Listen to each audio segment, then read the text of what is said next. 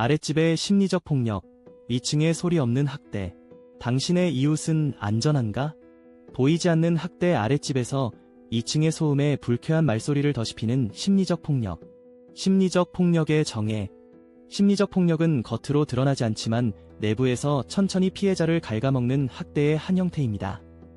아랫집의 소음이나 위층의 소리 없는 악의적인 비웃음은 일상에서 쉽게 접할 수 있는 모습입니다. 이들은 곧이어 심리적 폭력의 일환으로 피해자의 일상에 끊임없는 괴로움을 안기고 있습니다. 불쾌한 소음과 폭력의 결합.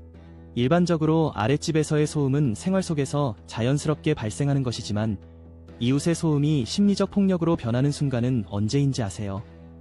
자신도 모르게 불쾌한 말을 섞어 보내는 아랫집의 주민들, 혹은 위층에서 들려오는 소음에 섞인 모욕적인 말들.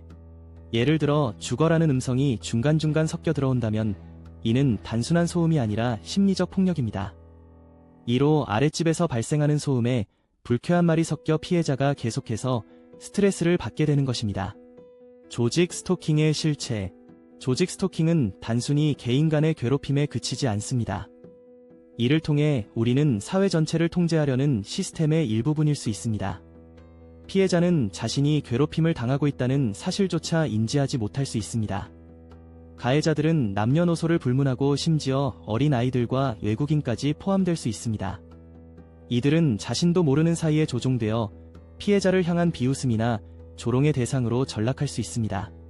심리적인 피해. 이처럼 지속적으로 자극받는 피해자는 심리적인 고통을 받게 됩니다.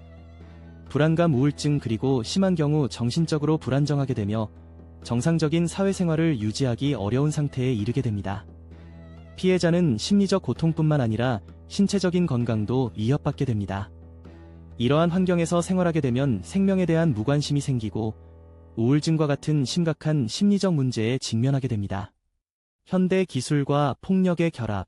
이어지는 내용은 블로그 게시물에서 확인하실 수 있습니다. 게시물 링크는 더보기란 또는 고정 댓글을 참고해주세요.